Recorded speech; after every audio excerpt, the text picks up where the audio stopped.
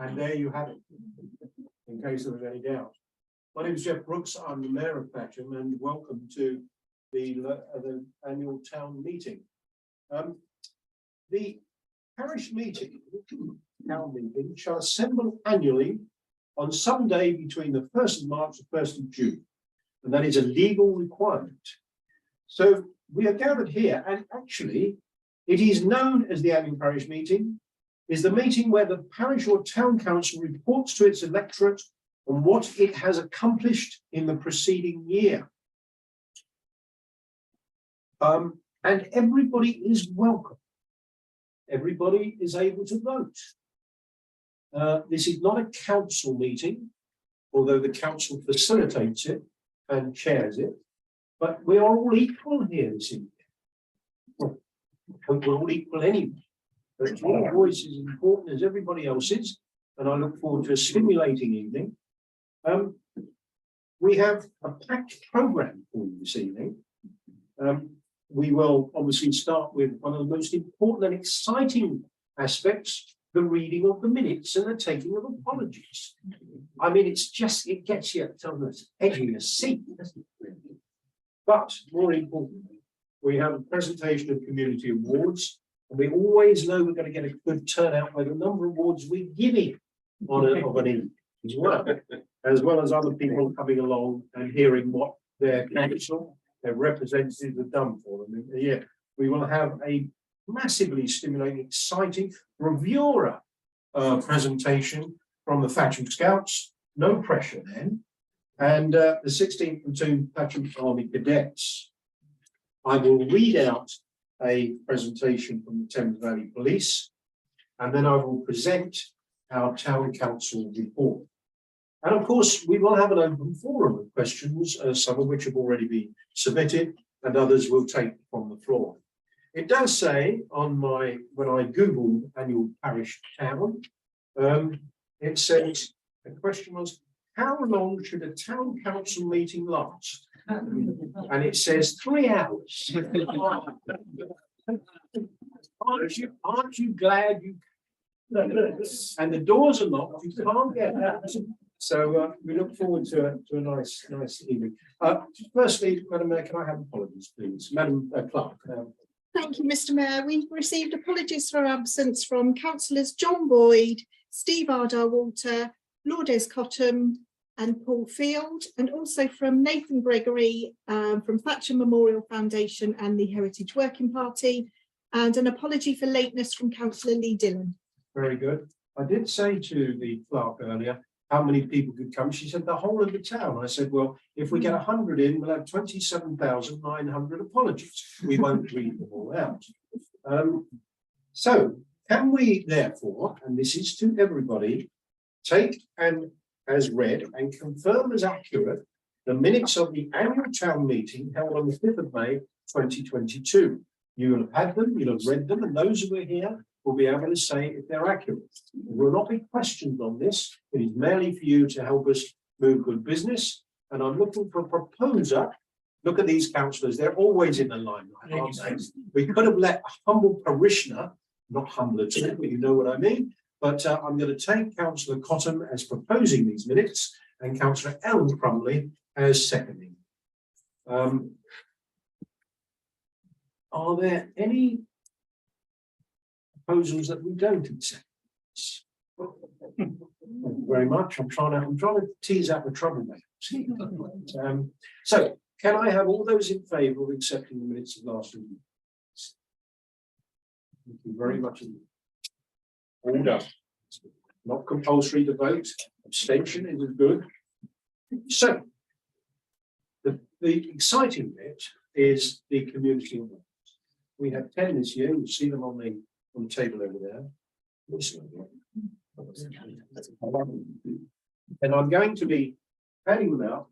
My assistant here will be taking the photos.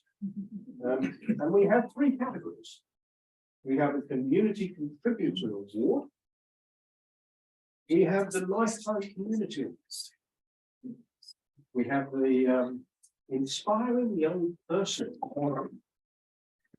And we have the environmental champion. I'm going to start with the Community Contributor Award. And I'm going to start with, and what we get tonight is obviously you get the certificate and then the badge. These on eBay. I'm going to cherish it the rest of your and for a group, the badge is very carefully etched into the certificate itself, which is worth more. So, I'm going to start with a lady. You've got two ladies, right? Yeah. Oh, okay. I'm going to start with a lady I met, perhaps about a year ago. And she was phoning me saying, come on, Jeff, we need your help. We need the council's help on the people who are moving into the Regency Park Hotel. And over time, I think we've responded as we should through the mechanisms of the council and its procedures. And in fact, now I think we are probably inundated, and for good reason, with lots and lots of suitcases. Okay, as clothing and footwear come in here in suitcases. It's a little bit like Heathrow Airport. But our first community contributor award goes to Karen Reed. In recognition of her services supporting refugees settling in Thatcham. West Berkshire's Action for Refugees, of which Karen is a leading, organises volunteers to help with resettlement of refugee families locally. It does amazing work with many groups across the district. This nomination, however, relates specifically to the extraordinary work that Karen has done in helping the asylum seekers who have been accommodated in recent months in the Regency Park Hotel. With very few possessions, with basic food, virtually no money, and few personal freedoms. Karen's made an enormous difference to their lives by liaising with the group organisers in the local community, helping to make things a little easier while they follow government processes, which, as you know, can take a considerable time. In short, Karen has brought light into the lives of those staying at the Regency and ensured that they fully appreciate the support of the local community at a very dark and difficult time. Karen, please come up and accept this award and having.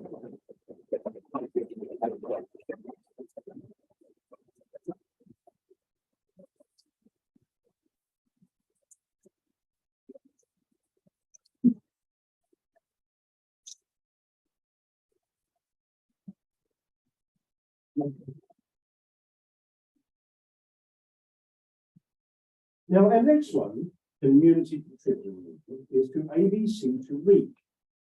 And in recognition of their support to the children of Thatcham with their literacy.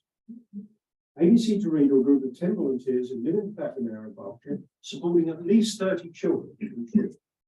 They visit schools twice a week, spending about half an hour with each child on their visit, building a relationship and mentoring them to raise their self-esteem, their confidence, their overall ability for them to be able to read and succeed at school.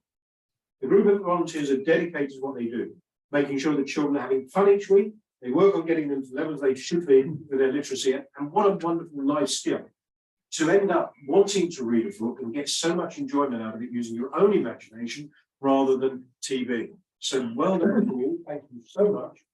You come up now. I'll be delighted to make this award. And I think there's 3 people do.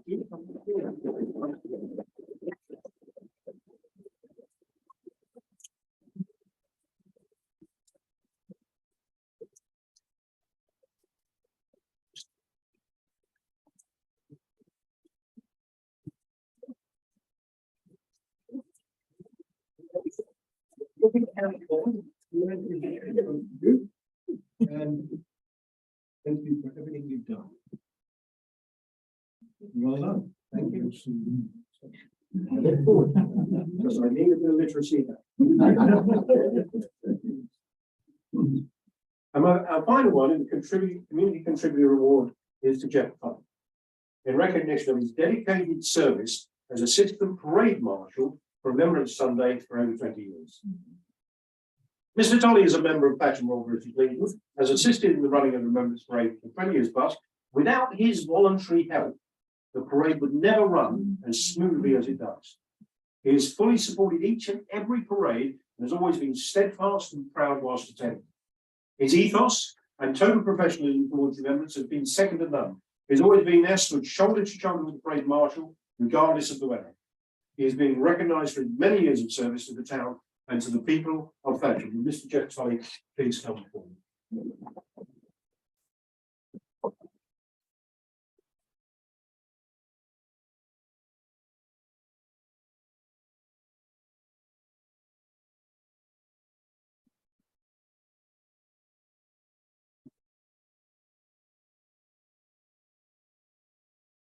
Coming on to the inspiring young person award. We have two of these, and it is so wonderful to present these out to young people who do such a lot at a young age, and which will probably go on for the rest of their lives. They've already become involved in community, involved in helping them. That's something deep inside them. I'm sure they won't lose. And to show it at such a young age, when others are like me, probably wasting their time as I was, a 14-year-old chap, they have inspired us to wish to recognise them. So our first person is Cat Wright, in recognition of her contribution to Thatcham's community through her work with St John Ambulance Cadets. Cat has been with St John's Cadets in Thatcham since 2017, and in that time she has completed the Grand Prior Award, which is the highest award given to cadets. She been promoted to corporal and more recently sergeant as she completed her leadership skills courses. She's a great fundraiser and has helped raise £3,700 at various events with the proceeds aiding Thatcham people. Cat also takes part in most of the events the cadets are involved in, such as Thatcham Family Fun Day and Christmas Light Switch On. In 2021, she was one of the escorts to the Union Jack flag at the Remembrance Day Parade. She has undertaken more than 200 hours of service and first aid duties in Thatcham and other places. The group are always receiving compliments of her knowledge of first aid and her work ethic. Cat has been teaching her peers in Thatcham first aid for a couple of years, and other cadets respect her and learn from her. Cat Wright, please come forward.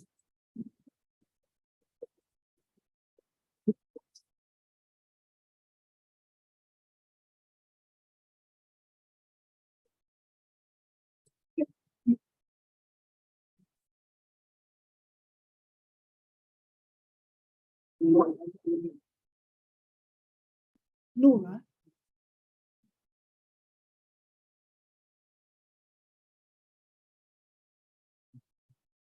Okay. Synchronizing there. Okay. And we have another, an inspiring young person called Bethany Pugh, in recognition of her contribution to the Thatcham Girl Guiding community.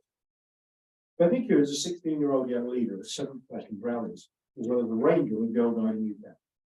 Bethany joined Girl Guiding at age 5 and now volunteers as a young leader. She's an outstanding example of what a Girl Guide should be. She was the first in her guide unit to receive her Gold Award and still maintains her own guiding program with Rangers, alongside the many hours a week she gives to helping young girls. Bethany is an incredibly selfless young lady, always puts her all into everything she does. She really does represent the town of Thatcham with pride and thoroughly deserves to be recognised by her community for her hard work. She truly is an inspiring young person. Bethany, please thank you.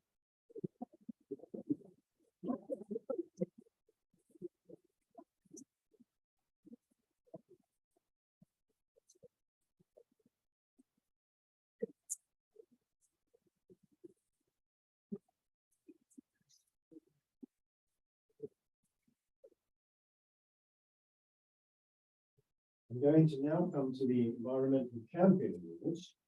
So we have the Lifetime Achievement Awards at the end. And my first one of three actually, and I will say now that the third one I will present to the VMD, who are residents of the Regency Park Hotel, and I will go there next week to present an environmental award for the work they've done in helping our community, particularly in terms of litter picking and generally helping to keep Thatcham's environment really nice indeed. But I have two in the room tonight. I'm going to start with the Thatcham litter pickers. Now, as you come up, I don't want you picking anything up off the floor. But In recognition of your dedication to improving Thatcham's environmental status, we'd like to present this award to you. The litter pickers was set up in 2018 after Kate Dempsey's then 10-year-old daughter wanted to do something about all the litter she was seeing in Thatcham. What started off as a one-off event then became a monthly community litter pick that is attended by up to 30 volunteers each month from March to November. They estimate that they remove over 100 bags of rubbish and recycling each year. Now, before they come, I also know that we send a message that really it is not difficult to take your litter home. And although you've done a wonderful job, it's a bit of a shame you need to do it. I'm sorry to have to say that. I'm brought up in the 50s and 60s as I was. You took it home, you didn't drive it. So can I send that message to the community out? This, but also to thank you, because without you, you know, Thatcham wouldn't be as smart a place as it is. With the Thatcham litter pickers, please come.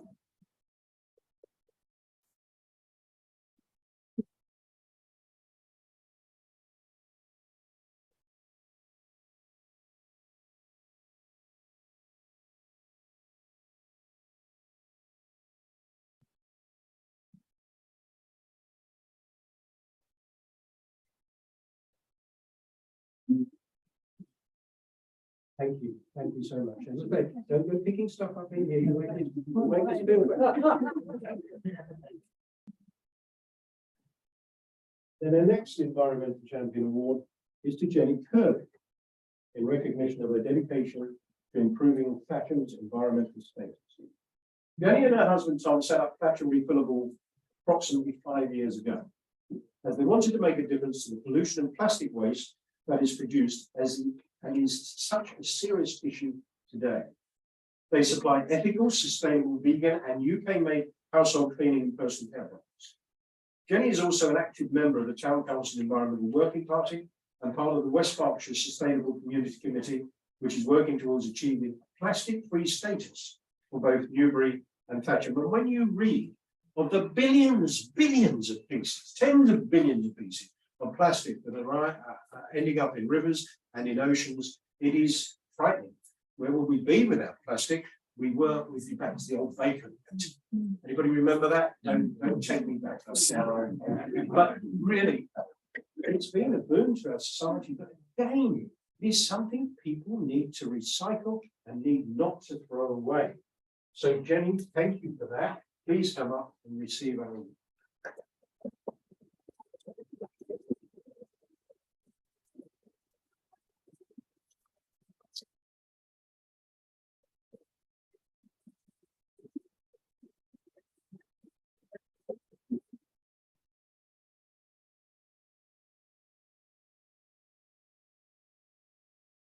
I now have 3 lifetime community awards to 3 very deserving people. I'm going to start with the lifetime community award to Joyce Lovell in recognition of their contribution to Thatcham Town and community. Joyce has been an utterly committed, community-minded citizen for the last 50 years in Thatcham.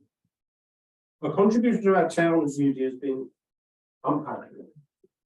She's been celebrated as a Royal British Legion poppy seller for half a century. Perhaps less well known has been her direct, interpersonal, freely given assistance to those less able than herself for many years. Joyce, for at least 20 to 30 years, did shopping and similar functions for her elderly neighbours. It has only been in the last 2 or 3 years that the regular direct assistant for those less mobile than herself has come to an end. She has always offered a listening ear to all who needed it. I don't think Joyce is here today, but you're coming up to take us on her behalf. Joyce Lovell represents the best.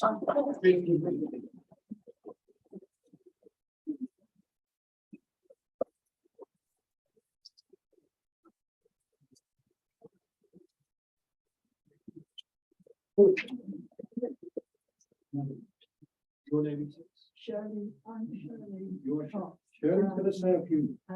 Joyce is said that this is her daughter, has 2 daughters. Daughter number 2. They asked me to accept this award on behalf of Joyce.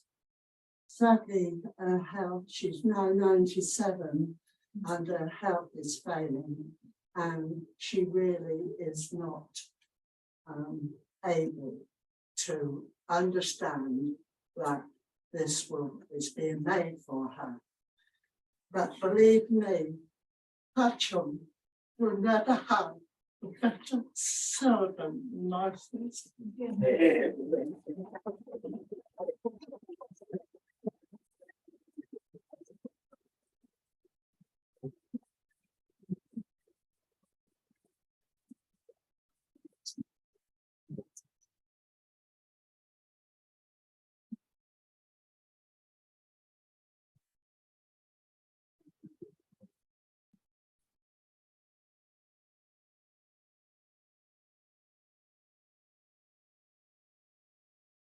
We now have a Lifetime Community Award to Esther Lewis in recognition of her contribution to Thatcham's girl guiding community and Thatcham United Reform Trust.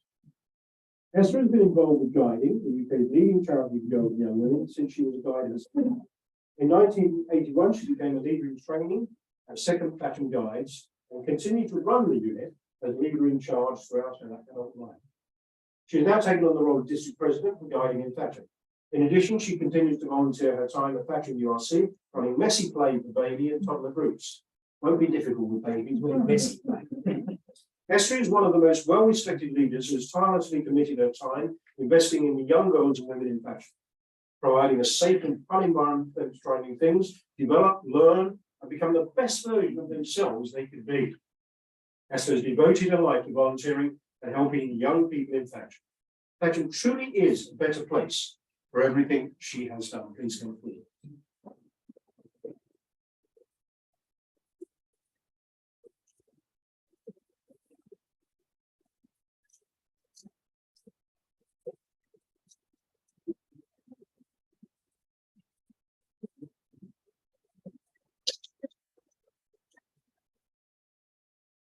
And now we come to our final one. And this is a Lifetime Achievement Award to Robert Tatum, one know Tatum, GP. When Dr. Tatum was a GP, I think he probably earned this award just by being dint of being my mother's GP. He certainly deserves something. He was a very feisty person, and he managed to keep her going as long as possible. Well done, thank you for that. It was a little personal, but in recognition of his dedicated service to Thatcham Town community, Rob Tatum is a long-term trustee of the Newbury and Thatcham Hospital Building Trust, a trust which is the private element of the West Berkshire Community Hospital PPB. He has played a key part in the development of the hospital, most notably when he was secretary of the Rosemary Appeal, which raised £5 million to build the dialysis unit and the cancer care unit above it. He is currently the chair of the trustees and is proceeding with the next development of the hospital by raising funds for and overseeing the construction of a building to house 2 modern MRI scanners. The extra capabilities which he and his fellow trustees have provided will benefit everyone in West Berkshire, as well as providing accessible facilities to people in West Reading. I'd like to thank you, Rob, on behalf of the people of Thatcham for all your efforts and our behalf.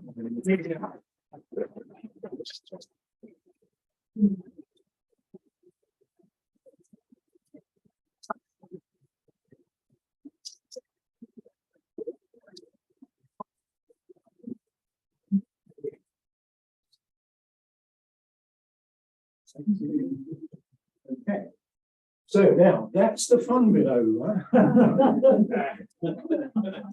Let the riot begin. No.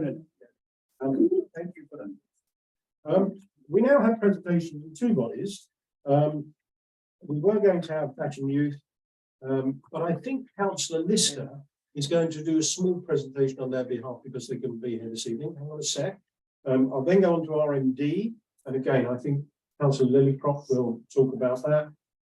Then Thatcham Scouts who are here will talk about some of their work, and then we'll finish with 16th Platoon Thatcham Army Cadets in this section of the agenda. Councillor Lister, would you like to come over to there and walk through? We've got 27 slides. Here. Yes. Yeah. Settle down, everybody. I'm used to The doing 90s slides. young. So here we go. Thank you, Mr. Mayor, and good evening, everybody. Yeah, so apologies from Thatcham Youth. I'm not Thatcham, but I am one of the councillors who's had the pleasure to be working with them over the last few years. So I'm just going to rattle through some of the slides they provided to our town clerk about an hour or two ago, which is the first time I've seen them as well. So I'll go through them and just highlight a few of the key points. So go on, thank you very much. So I think firstly, what's our involvement as a town council of Thatcham Youth? We've been supporting them for more than 6 or 7 years. We provide an annual grant which helps to fund the youth club and all the great work that we're doing for the youth and young people in Thatcham. And the purpose primarily is to provide low cost and a wide range of youth provision that's affordable and accessible to all who use it. And so they've been doing this successfully, I think, since 2010 or so. It's been around a few years, and hopefully many of the youths or people that you may be familiar with in the town have been able to use their facilities. So Thatcham Youth's aims, I'm referring to my slides here. So engaging with the young people of Thatcham, quite obviously, give young people a voice in the direction of our youth provision and the town they live in. And I think one of the most important things actually is, and I do see this firsthand, increase the skills, confidence and communication skills of young people. And really, give them the opportunity to feel they're involved in the community, they're involved in the direction of the youth provision for the town, and indeed talk about what it means to be part of our local community. So these are all the objectives of the Thatcham Youth. And there are 2 youth clubs that they organise. There's a youth club for 7 to 11-year-olds, which is called the Vision Youth Club. And there's another one which we'll talk about in a second, but both do similar things. They offer crafts and sporting activities under a sort of adult supervision environment, sort of a safe environment for children to come together and build their confidence and interaction. So that's the Vision Youth Club. It's on a Friday evening, and the next one is called the Zone Youth Club. The Zone Youth Club is a youth club on Monday evenings for the younger children, 11 to 14-year-olds. Again, offering a range of crafting and sporting activities under adult supervision. Next slide, please. And in addition to the youth clubs, they also host preschool holiday activities. So I hope that you're familiar with this. You'll see Thatcham Youth advertising these activities over the Easter and summer vacations. And I think broadly that's it. If you go to the final slide, they have a youth committee. They've had some staffing issues recently, so this youth committee is just restarting. It's an opportunity for the youth, young people of the town, to come together to discuss ideas about the youth provision that they want to have in place in Thatcham going forwards. And as the final bullet point says, recently started, and we're always looking for volunteers. So if you have any young adults, youths that are engaged in this activity, please let them know that this youth committee is ready to go. Any questions for Councillor Lister? Well, thank you very much.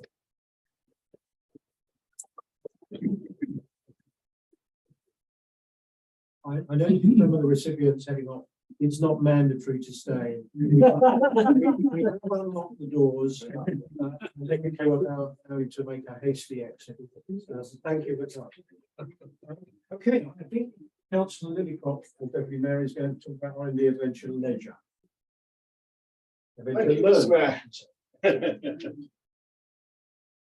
So, like Councillor Lister, I only recently got to see the slides, and I in no way want to take any credit for what RMD do with the young people in the town. It's not me that goes out in the cold and the wet to be out there on the streets and to provide a friendly face and to interact with our young people.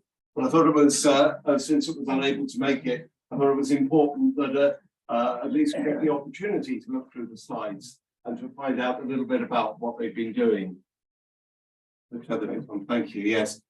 So I guess the first point to make is that this is a relatively recent relationship with our detached youth team at RND, and I think we can all imagine how complicated that must have been to start work during the pandemic, and they really persevered and built up a relationship with our young people. And in 2021, still in the height of the lockdown period, they ran their first football tournament and skate fest at Dunstan Green. And we've been very pleased to support them all the way along. And through the mentoring scheme there, the Chill and Chat project started at the Sports Pavilion on Friday evenings. And that too has become very successful. But building on this success, they've been looking to take young people away, which they've managed to do at the Lake District. And so we can see this as an evolving relationship, and more ideas are coming forward to help our young people in this way. On to the next one, thank you. So yes, as they say there, I mean, the pandemic caused problems for all of us, but you can imagine how difficult it was to build relationships with young people who were struggling particularly hard with this, and some young people who struggled particularly with ordinary relationships. They say the successes there, the football tournament and the skate fest, and they're also setting up a Young Person of the Year award, which they're planning to present at the Fun Day in 2023. I think that's another great milestone for the group, as an opportunity really to highlight the achievements of the young people that they've been working with so closely.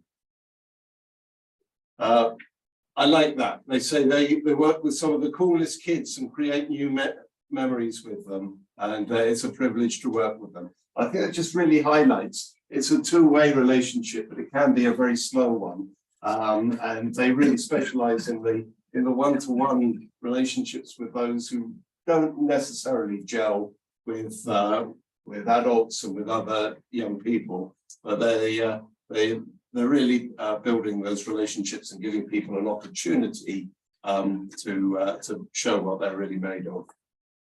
I think we've got a couple of photos there of the trip to Scupper hike, and again, as I say, it's a great opportunity to be able to help them in that way.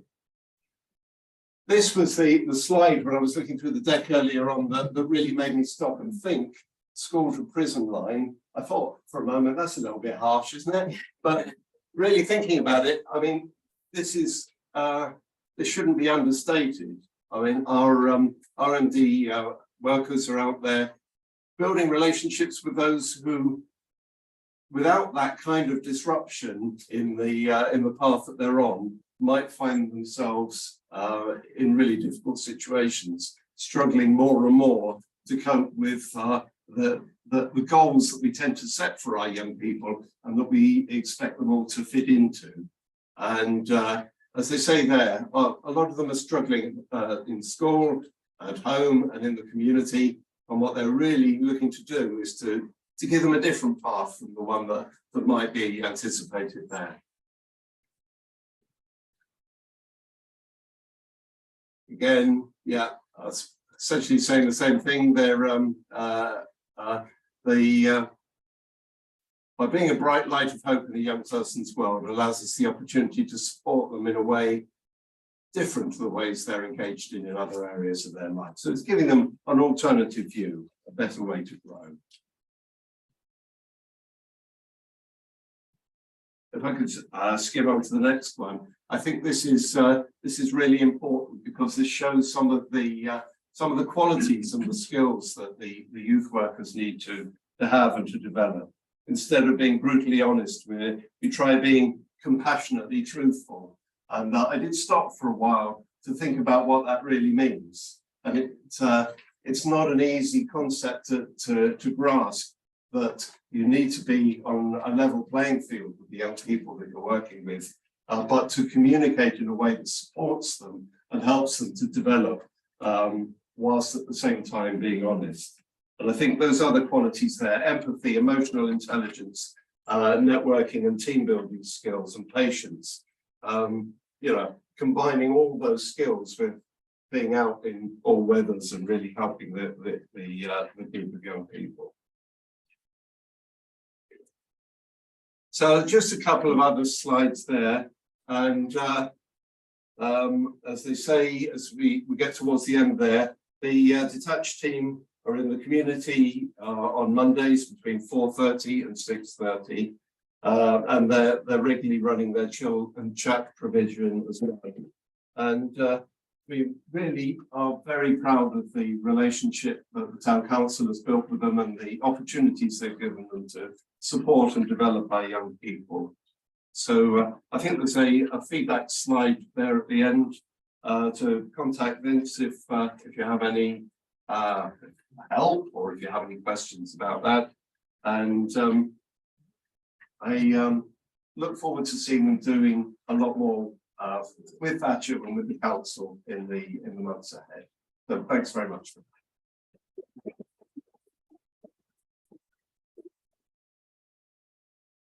I didn't ask questions on the floor to Councillor Lillicott because it may not be able to answer them, but there are contact details for our MD and the Thatcham Youth there. Councillor Crumley. Could you just tell us what RMD is?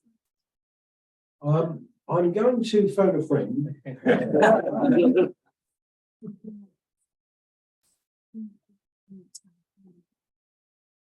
Bear with us, it is on the homepage of their website. As you can see, unrehearsed.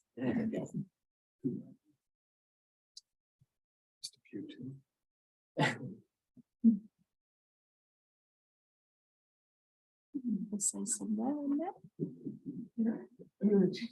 All right. Councillor Crumley, it was Rob, Marion and David. I'm sorry we can't answer that question. It's the first question we've had this evening, and it's a very good start. And we'll move swiftly on, I think, if you don't mind. We have Thatcham Scouts who will give a presentation, and I'm sure they'll be able to answer any questions they get. Well, we'll try and answer them, but if you do like unprepared answers, then I'm going to love this presentation. I think the first thing I'd like to say is it's a real honour to be here, but also to acknowledge the fact that Thatcham at its core has such a lot of youth movements. Like already we've had two, there's another to follow. I think that's something as residents of Thatcham we should be very, very proud of. We do such a lot for young people. And like for me, scouting in Thatcham has been going for almost 70 years now. That happened to be one of our huts, seeing that emblazoned on one of the signs that we had in the hut. And to still be doing scouting 70 years later seems mad. Exactly to the point you made earlier, Mr. Mayor, with all the opportunities that young people have to watch telly and all the channels that are available and all the video games that are available, to still want to come and do something like scouting feels absolutely incredible. And for me, that's a real testament to the type of people that we have volunteering. And it's something that frequently gets misunderstood about scouting, and even for the Girl Guides, is that it's all run by volunteers. No one's paid to be there. Week after week, people come, volunteer their time and deliver an incredible programme to young people across Thatcham. I have 3 scout groups within Thatcham. We have our leader, Caroline Peepy from 2nd Thatcham. It's an extremely popular group. We have pretty much 2 of each section, going from beavers, cubs through to scouts. We also have 1st Thatcham. And we also have a group that's based in Swings and Smiles, which is 4th Thatcham, that's dedicated to providing scouting for people with additional needs. And one of the things that's absolutely fantastic about that scout group and all the parents that attend is they don't take no for an answer. So no matter what the ability is of the young person, they really strive to deliver scouting in exactly the same way we do for all other groups within our district. I was going to touch on a few of the achievements that we've had. It feels like a bit of a fraud to stand here and represent other people's achievements from across our scouting group, but we've delivered this year over 950 evenings across our district of scouting activities, and that's been supporting over 500 young people, and there's almost 200 young people just in the Thatcham area that's supported. We've delivered over 130 awards young people achieving great things. We all have these top awards across our different scouting areas, beavers and so forth. We've achieved over 130 awards, and even had Bear Grylls come and join us in the district to do investitures for some of our young people at one of our additional needs groups. Like many of the youth-led groups, we are constantly looking for volunteers, and we really do rely on the capabilities that people provide. If anybody's interested in that, whether you're here or on YouTube even, then we would really welcome people, even if it's just for an evening or it's to support with administration or secretariat groups. What I really liked is one of the phrases that we had from one of our leaders recently, who said, it's probably one of the only groups that you can come one week and do tiddlywinks, and the next week be throwing axes, and then the following week be burning things. For me, it's such a, that is such a brilliant experience of week to week, even if a young person doesn't get on with something, particularly in 1 week, the following week have something that really suits their needs. And another piece that I actually really took the slide that you had up about the school route to prison, as it were, from school to prison, because I think that is a really good one. I think a lot of youth groups in our area do such a lot to help guide young people and to support them in developing, as the Scouts would say, skills for life. I really think that exists. That's something really strong. And I remember one of the first experiences I had in adult scouting, and I was with a young person, we were chatting away, and she said to me, I have such problems at school. And this person, I've been volunteering with them for weeks on end, and they were the model scout. Every week they were supporting all the young people we had. They were always looking out for people. They were always caring for them. They were always well dressed. They were always supporting everyone. And yet school was such a difficult space for them. And they came to scouting. There was no judgment from the leaders. There was no background that came with them. It didn't matter what was going on at home. It was a safe space for our young people. And then again, hats off to the whole of Thatcham in that we create these spaces for young people, because it's so important. So a huge thank you to the community in everything you do to support young people, and a huge thank you for being here tonight. Any questions for? Yeah. Sorry, Trevor. My name is Trevor. I should have been. I'm the district commissioner for our Scouts. Well, Trevor, thank you very much. No problem.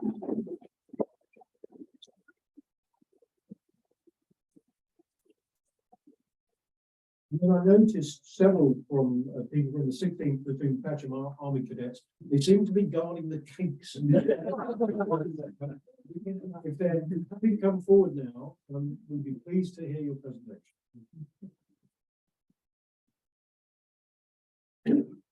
Good evening, and thank you very much for the opportunity to come and talk to you this evening. Can everybody hear me okay? Yeah. Can everybody see me? Yeah. It's camouflage. There's another camouflage joke in the end, stay tuned. You're embarrassed to be here now, aren't you? My name's Simon, and I'm from Reading. I'm the county recruiting officer for the Army Cadets. And this is Donna, who runs the detachment. Cool. Lots of people think they know about Army Cadets. Maybe based upon things that they've heard before about Army Cadets, but we're a very progressive organisation. So the first thing I want to tell you is what Army Cadets isn't. Firstly, I get asked all the time, are you training young soldiers? In absolutely no way are we training soldiers. We are sponsored by the Army, that's why we get the fancy uniforms and all the access to all the training facilities, but we do not in any way, shape or form promote Army careers. We're not paid by the Army recruiting people. We're here just to deliver military-themed youth activities. And in fact, we're youth workers. We have in common with a lot of people in this room. Some young people have got an interest in joining the Army, of course, and they're attracted to us, our organisation. What we do is we'll signpost them towards the careers office in Reading and send them on their way. And that is it. Sometimes the Army wants to come and talk to our cadets. Fine, they're allowed in, they're allowed to tell their story. It's carefully monitored, so it's not too grisly, because these are children after all, and then they're sent on their way. Thatcham Detachment is sponsored by the Rifles, your local county regiment, and we're very proud to have that association. What else isn't cadets? Cadets is not expensive, Army Cadets. It's actually free to join. And the only thing we ask our cadets and their parents, of course, to buy is boots, because we just cannot keep up with the growth of young people's feet. And they pay for their rations when they go away. unless they're on free school meals, in which case they don't have to pay at all. So the costs are very, very low. For example, we just sent 36 young people off to Norway for a 10-day exchange. Did any of you go? No, not lucky enough. Next year. You went 3 times. There you go. And that was no cost to the parents. The only money that they took with them was spending money. That was 10 days being towed behind Norwegian ski tractors, cross-country skiing, shooting in the snow, digging snow holes. It was very snow orientated, but they had a good time. So what do we do? Well, we offer, we were set up in by Octavia Hill, the Victorian social reformer 170 years ago. We, like all the other youth services that we've heard this evening, want to develop young citizens, good young citizens at the end of their time with us. And we do that through our values and standards system. We share the same values and standards of the army, something we have in common, okay, and we live by that through our cadets syllabus. And those young people who show those values and standards get promoted and are rewarded in that way. We offer challenges in a safe environment. We have a syllabus that's progressive, and it assumes absolutely no knowledge at all. So you can join the cadets at 12, and then with no knowledge at all, we'll develop you through the syllabus. And it includes, not exclusively, we teach young people to iron. The challenge of teaching teenagers to iron, they clean a lot. You do sweep a lot, don't you? There's a lot of sweeping, a lot of litter picking. But we also teach things like navigation, life skills, first aid, another life skill. Probably the most controversial thing we teach our young people to do is to shoot. Part of that is having responsibility for something that's potentially dangerous. But they're not allowed anywhere near. They do not have free rein with these weapons. Let me assure the people of Thatcham. They have to do a lot of dry training in the classroom before they get signed off as safe and competent before they go anywhere near live firing. We start with air rifles, and after about a year or so, we go on to the cadet rifle, which is the same as the army's rifle. We also offer some very modern activities. Radio communications, not that modern, but growing in importance now is cyber defense. So there's a cyber defense syllabus as well. Coupled with a lot of fitness, sport, and some qualifications, particularly for those who don't enjoy school. Our cadet syllabus ties into a BTEC award and also the Duke of Edinburgh award as well. I'll hand over to Donna now, and she's going to talk about what a typical cadet night might look like. So at 16th Platoon Thatcham, we parade on Monday and Wednesdays, so every Monday and Wednesdays. And we start at 7:30, so the cadets arrive from about 7. We parade at 7:30, we have a first parade where we inspect kit. So those iron skills are crucial as well as the skills. And then we move on to our first lesson of the evening. So then have a syllabus lesson, so that can take any form, that could be navigation, it could be military knowledge, it could be skill at arms, but it's normally something that we're working on as a focus for a weekend, we're going away maybe, or a camp. There'll be something to help the cadets work towards their star level that they're at. After their first lesson, we break for naffy, which is my cadets' favourite bit. They get free rein for all the sugar, so they get a little tuck break, and then we move on to our second lesson of the evening, so they have another syllabus lesson. We do try to make the training programme as diverse as we possibly can, so it won't be double navigation, navigation first, navigation second, it'll be a different syllabus subject. And I'm really hyper conscious that when the cadets come to us at 7:30, they've already spent an entire day at school. Their mental capacity is already filled up as high as it can go. So I do try to bring a lot of fun to the unit. I've introduced parties to the unit. So we have an annual Halloween party, we have a Christmas party. They don't know this yet, but they're going to have an Easter egg hunt for Easter. So it's recognising that, yes, we are a military themed organisation. We do subjects, lessons, but it's also about bringing in enjoyment and making sure that it is a social space for them. Friendship is one of the core values that we have within the ACF, and making sure that they have a safe space to relax, to express themselves, to socialise amongst their peers, and it gives them challenges as well, so they work towards their star levels. I've got 3 fantastic cadets with me this evening. They are 2-star, training 3-star, so they're working towards their 3-star. You can get as high as 4-star, so they're quite accomplished in their cadet careers. And I personally am incredibly proud of them. They are brilliant examples of the embodiment of our standards and values within the ACF, and they have given up their free time this evening. I haven't forced them or paying their parents. They are here voluntarily. But as Simon said, it's all about producing young citizens. We're focusing on community engagement at the unit at the moment. So in their syllabus, community engagement is actually something that they work toward passing at their STAR levels. They're doing 3-star community engagement at the moment, so they're volunteering 15 hours of their time to help local organisations. Guys, who are you volunteering for at the moment?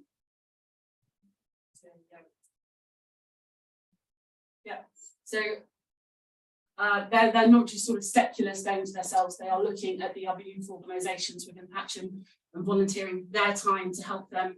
And I've also got other cadets that are doing things such as litter pickering, which is something really passionate about the environment, and we are looking to get more involved with that. So it's not just about running around in camouflage and shooting, although we do love that bit. It's about well-rounded, independent citizens that develop leadership skills that benefit them for the rest of their lives. So certainly when I first joined the organisation 150 years ago, not long after it started, we were not considered to be an inclusive organisation. I'm really pleased to say that that's changed. 46% of our county for adults and our young people is now female. And we only accepted females into the Army Cadets, bizarrely, in 1982. It's just strange now thinking about it. But we also used to struggle with cadets with disabilities, physical disabilities or hidden disabilities, but no longer. Now we have a cadet in a wheelchair over in Arborfields. There's cadets who are partially profoundly deaf, and we've got a cadet who's partially sighted. We don't ask them what they can't do, we ask them what they can do, including in the organisation. Clearly we have to exempt them certain subjects, but their cadet experience has to be the same as everybody else's. Where can we find Thatcham Army Cadets? Where are you? So we're really close to Thatcham train station. We're literally 5 minutes around the corner. We're on Artillery Drive, just off Station Road. So if somebody doesn't drive, they can use the train station to get to us. It's a 5-10 minute walk, or you can drive to us. We're in a relatively accessible part of town. And we do have posters and banners, so we're not impossible to find. And I'm sure if you wanted to go on a visit, contact Donna. Absolutely. Pop in, and then she'll organise a visit for you. We have tea and biscuits also. We do. Excellent.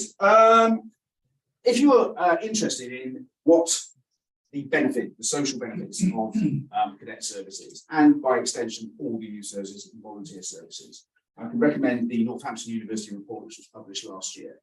It's free and online. Really interesting data there about the social benefits of cadet service. So you are hanging on for the joke. How do you hide in the desert? Camouflage.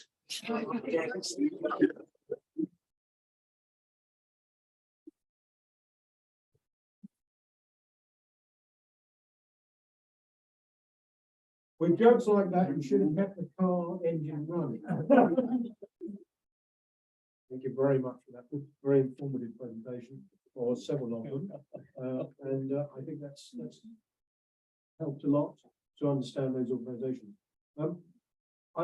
This event tonight, and I'll say a little bit more about it later, is my 150th of the 10 months I've been mayor. So I was given a target by somebody who said I did 220. I won't point him out. He knows who he is. But I'd like to add perhaps a visit to your group, both of your groups, if I may. And Laura, perhaps you could facilitate that.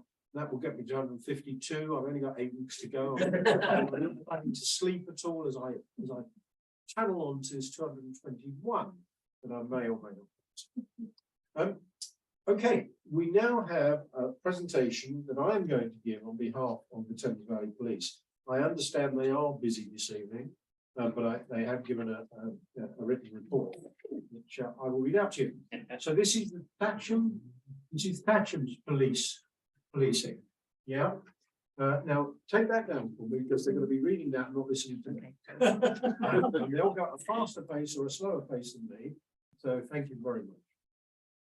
The team, the Thatcham policing team, currently set up consists of Inspector Matt Gow, Sergeant Joe Willoughby, 3 PCs and 3 PCSOs with a vacancy for a fourth police community support officer to cover the Thatcham area.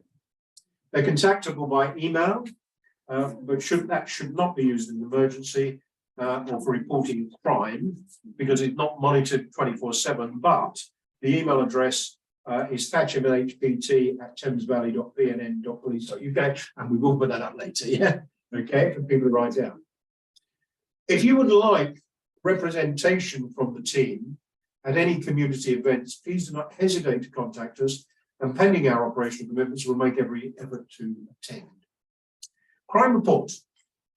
Priorities on the area. The main priority location in the area is still the Broadway. And though reports of antisocial behaviour have dropped significantly, it is still the #1 location. PSPO appears to be effective. Now, they didn't tell me PSPO, that's the policing order, isn't it? Public spaces protection order. Public space protection order that this council facilitated with the police and appears to be effective. The number of incidents of antisocial behaviour in the Broadway have dropped significantly. Only one of these order tickets has been issued in Thatcham, and the area is continuing to be patrolled on a daily basis when on duty. Vehicle thefts. 2 separate spates of vehicle crime in February, not believed to be connected. The first was theft of vehicles, where a number of high-powered vehicles were stolen. This appears to be an isolated incident. There have been no further crimes with this method of operation since initial spate. The second series was from vehicles, believed to be separate offenders as completely different method of operation. Offences still under investigation. Please ensure the vehicles are locked and secure and no valuables are kept in there overnight. Other messages. Pub watch. PCSO Cranston regularly attends the local pub watch meeting to liaise with the landlords and work with them to reduce problem customers. There is a new system in use to circulate banned customers. Do they mean circulate banned customers or the names of banned customers? I suspect the latter. You don't necessarily circulate the banned customers around the pubs, but who knows, maybe they do. And banning letters have been issued accordingly. The Regency Hotel. The Regency is still being used to house asylum seekers, refugees, and will be for the foreseeable future. The NHPT has reached out to the residents of the hotels to ensure they aren't experiencing any issues. And there have been minimal reports of issues from both residents and staff, which is good to hear. The PCSO have done a session with the female occupants of the hotel addressing specific needs and cultural differences, fitting in with a force focus on reducing violence against women and girls. So they end by saying, perhaps you put it up now for the address, please encourage local people to sign up for Thames Valley Alert. As well as local crime information, you can receive details of the latest scams. And finally, a plea to keep reporting incidents to us via 101, the Thames Valley Police website, or 999 in an emergency. And if you go back, I think people may want to look at that original email, which is the Thatcham NHPT at thamesvalley.pnn.police.uk. And we thank the police for that. It's very informative. Any questions on that? We can relate to the police. I wouldn't try and answer them myself. Thank you. We now come to the annual report. Many of these, I think, are on your chairs. And what I'll be doing, I'll go through my own introduction, and then I will ask the chairman of committees of the town council, sitting here in front, to individually step up and answer questions on their own report. I'll start with the mayor's report. I'd been a councillor 30 years before I felt I had the time to do this role. It has been one of the privileges of my life. So much so that Mr. Duke has decided to leave. Good to see you. Good to see you. I'll just wait for the. Not a problem. And thank you for coming, and well done again on your awards.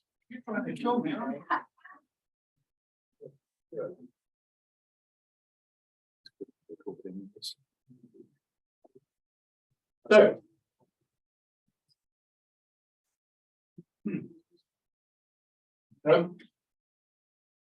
I've enjoyed it immensely. It is a non-political role, although I'm elected as a politician. But it's a civic role, and for a year in this chamber and representing this council, I'm not really political. It was interesting that at a certain event, on probably more than one occasion, wearing the chain, a young person, different two young children came up and said, "Are you the Prime Minister?" I said, "No, I'm far more important." And then I resisted the temptation to say, "and a lot more competent."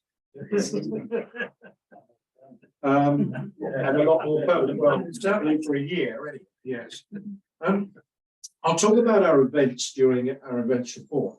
But people have said to me, again, lots of young people who really do enjoy meeting the men.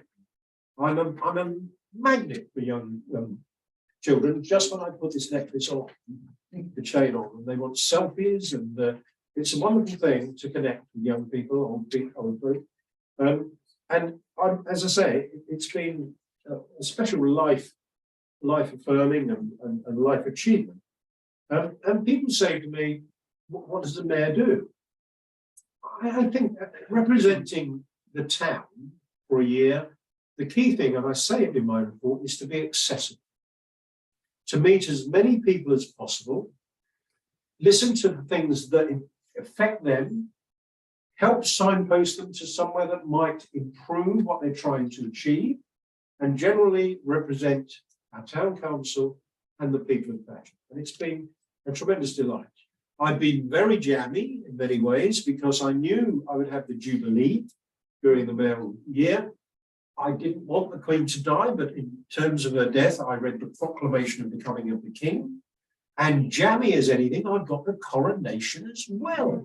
I'm a 53-week mayor. On May the 6th, I'll have my coronation tea. Everybody here, cake again and tea on the cricket pitch. We look forward to seeing you. And then I step down on May the 14th at the mayor making. There was some mayors have done 2 years running. I have two here. I have Councillor Cole and Councillor Crumley. And I have great admiration for how you managed to get through 2 years, one after the other. And now you're starting to show my greatest hits. Yeah. Because although it is a great privilege, of course, 150 events at an average of, an hour an event is a couple of hours is a big commitment. But it's not a chore. It's not a chore. I do smile a lot. And when I get home, I say to my wife, I've got no smiles yet. But it is great to meet people.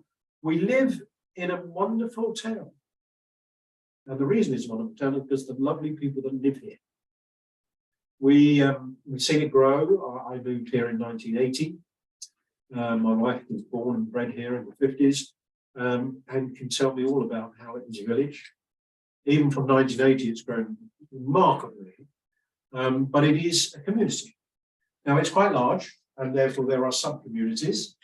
But we feel that in the centre of the Broadway, we have created, and on the Enigworthy field, we've created events where people come together and can get some sense of pride, I think, in being Thatcham residents. So I'm happy to take questions on this. I certainly, as I say, will return to some of the events later. But I mean, the mayor is pretty much a front person for the council officers who work very, very hard, very, very diligently, the other councillors, and generally just a representative. I didn't jump up and down on that. Far too dangerous, far too dangerous.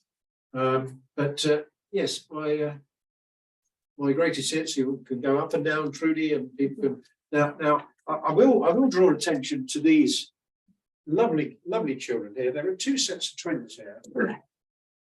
This is Ivy and Amelia, or Amelia and Ivy, because they're identical twins. And Mia and Toria, either that might be the other way around.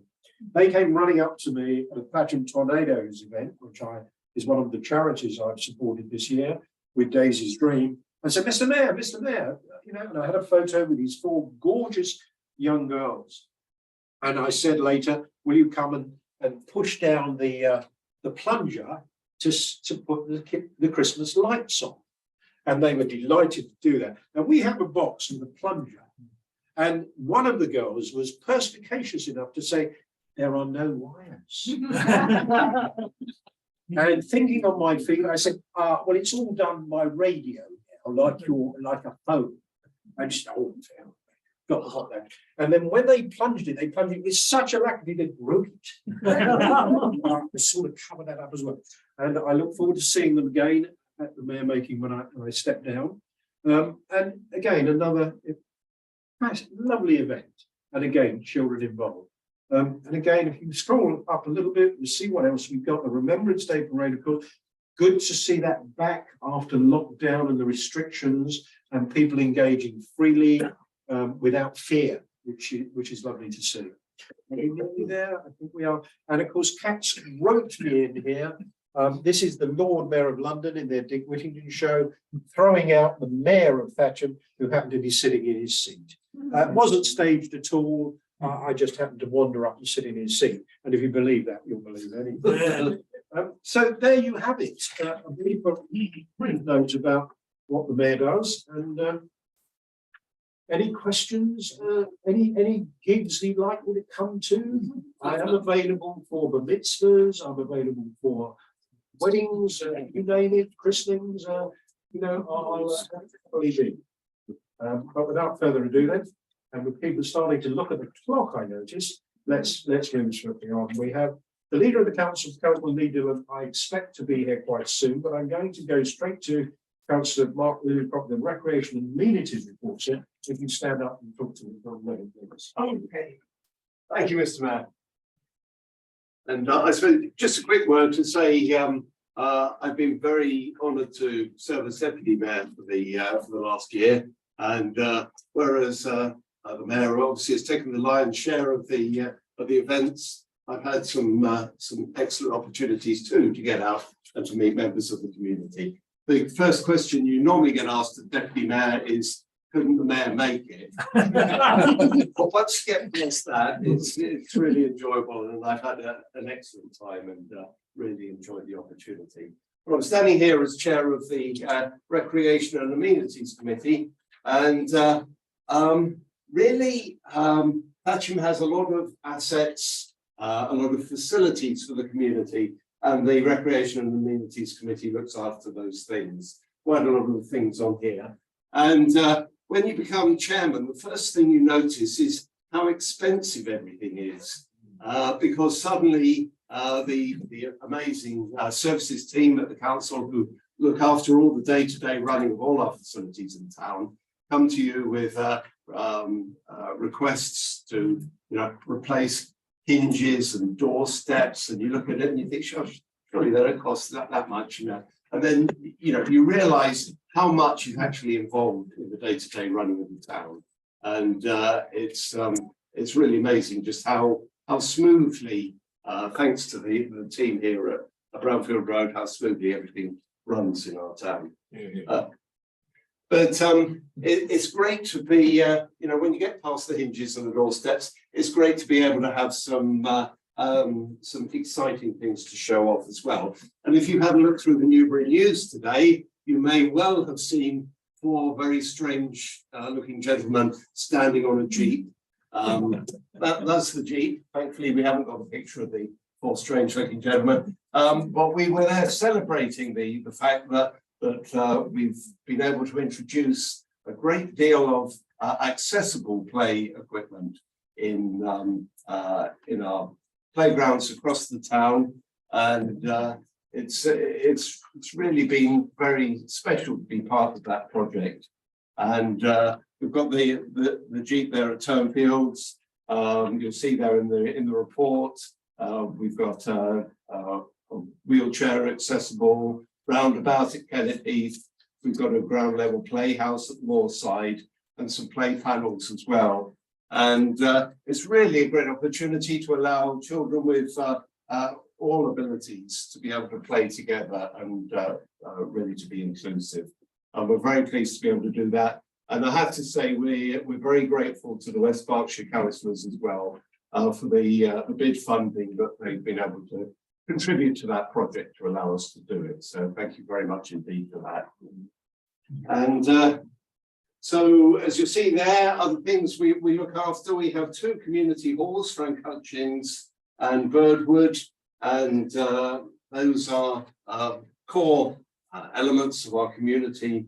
And we've been working hard over the last year to raise their profile and to encourage people to bring their functions back to those halls. It all went a little bit quiet over lockdown, so we've been encouraging people to come back into them. Obviously, we've got some regular users of the halls. Frank Hutchins has the amazing West Berks Therapy Centre, and I can tell you it's amazing because my mother-in-law uses it and says it's very good. And like the mayor's mother, she's quite hard to please. So I know it's a great service there. And the Frank Hutchins Hall also houses the community larder, which I've had the opportunity to visit a few times. And that's another great service where people can come together and really make use of the groceries they provide, as well as the communal aspects of those events. We also look after the London Road Cemetery and the Henley's allotments, Thatcham Market, and R&D adventure learning reports back into the committee as well. So you can see there, you know, these things are all part and parcel of a thriving town, and I'm very pleased to have been able to chair the committee over the past year, and I can tell you how hard the services group and the rest of the officers work in just keeping all the wheels turning in the town. So please do read the report at your leisure, and be very happy to answer any questions if you have any. Councillor, would you stand up, sir? And you don't have to give your name, but it would be helpful. Yes, good evening. My name is Gary Johnson. I'm the spokesperson for the Pound Lane Action Group. Pound Lane is an open space area between Pound Lane and Arkle Avenue. And recently, over the last year, we've had consultation regarding the football pitch. I was interested in watching a YouTube meeting this afternoon, whereby councillors discussed the football pitch.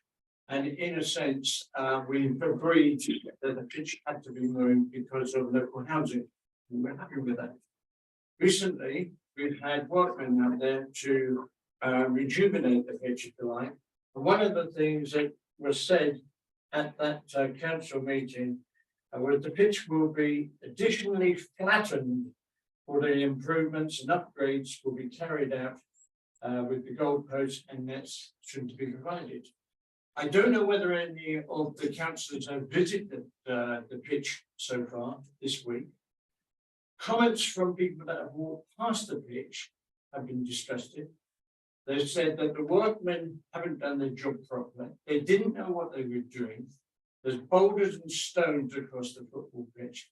And I think it certainly needs to be brought to the councillors' attention who represent West Thatcham to go and have a look and sort it out. Thank you. Yes, I'll certainly go and have a look at that tomorrow. We have had delays on that project. Mike Aslin, our services manager, who's recently left us, was reporting back regularly on the work that was going on there. I know sickness has affected the progress of that project, and it has in so many places. But I think it's worth adding, it's a work in progress, Mr. Johnson, and we certainly will be looking at it in the next few days. But it's roped off and so not usable at the moment, meant to be used. So bear with us. We hope expect the end result will be what we expect. Thank you.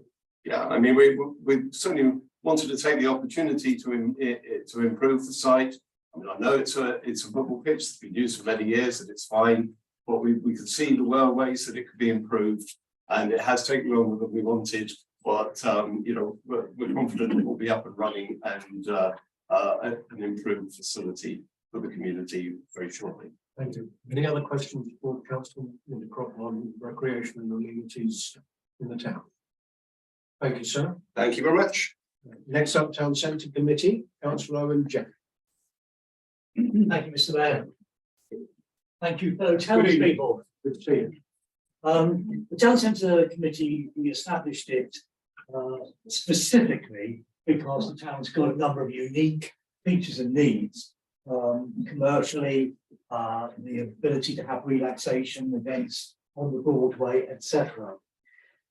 Many people will be aware that Hemingway Design have been employed or commissioned by West Berkshire Council, and we have worked with them and through them in order to produce a set of ideas which have come up from Hemingway as consultants, but looking at things that could happen within the town.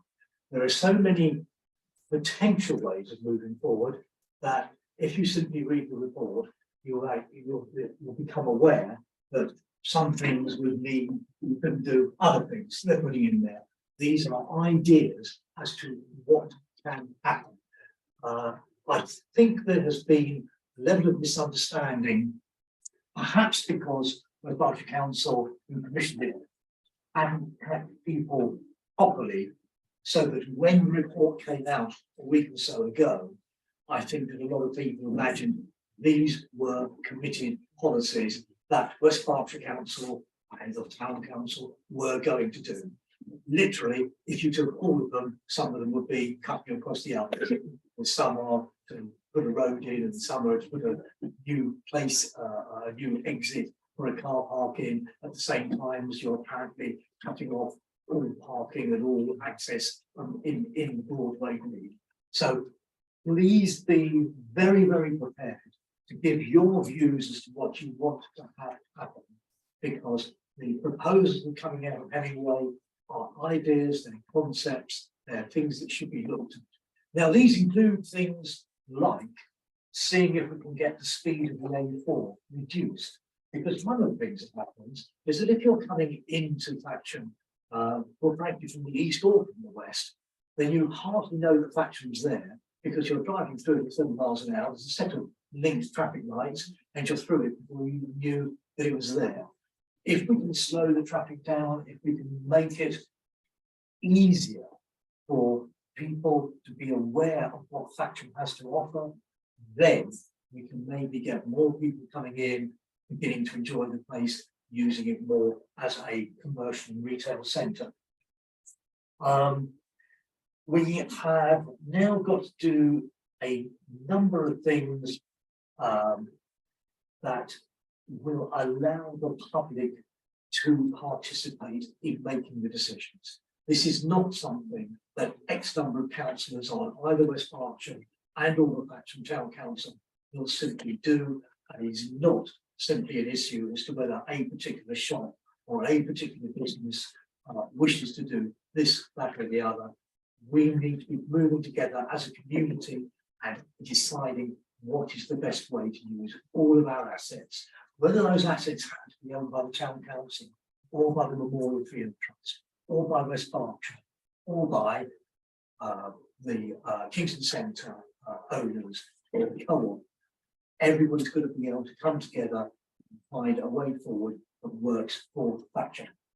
So that's very much a work in progress. The Hemingway consultants report is it a week old? It's a week or fortnight, isn't it? Is it that long ago that it came out? The Town Centre Committee has tried to deal with some very real and specific issues.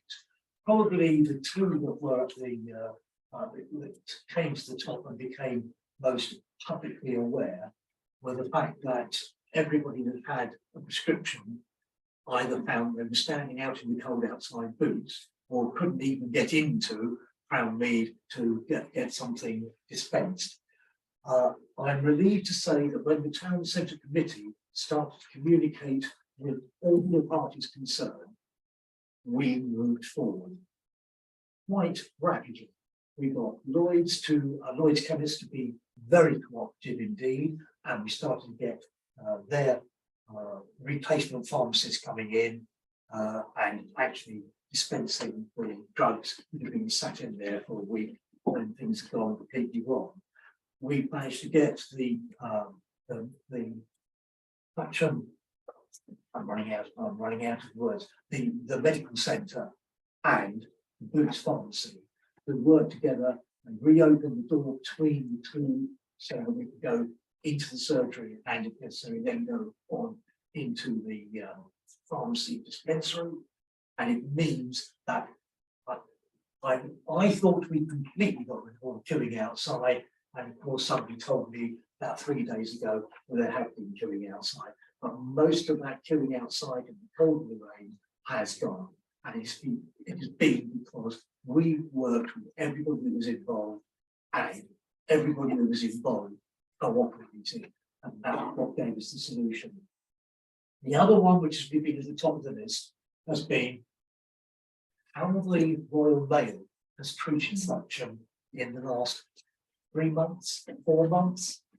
I will tell you today that in the 4 postal days this week, Monday, Tuesday, Wednesday, and Thursday, I personally have had post delivered on 3 out of 4 days. Now, around about Christmas in January and February, I was going literally a complete week without anything, and then bang, that 9 or 10 items of both would come together, including things which were very time sensitive, including medical information and appointments, and you started to miss things. We wrote as a town council from this committee to Royal Mail, and we copied the parliamentary committee that had been roasting the Royal Mail management. And we were told that it was an urgent matter and they were looking at it very rapidly. I think that took 2 weeks to produce that letter and actually get it delivered to the town council. But I'm relieved to say that where I was starting to be utterly cynical and deeply disappointed, the very fact that I know that my post has started to get better and more regular. If it isn't for any of you, please tell us. Please come back and let the town council know if you're still getting major problems. But I do have the impression that Royal Mail have decided to bite the bullet and start to improve the way in which mail services are being within the town. The Town Centre Committee is responsible for maintaining the Broadway Green, and at our last meeting we agreed that we would spend the money necessary to celebrate the beautiful summer we had last year that killed some of the bushes and shrubs that we'd actually put in as the planting on the Broadway Green.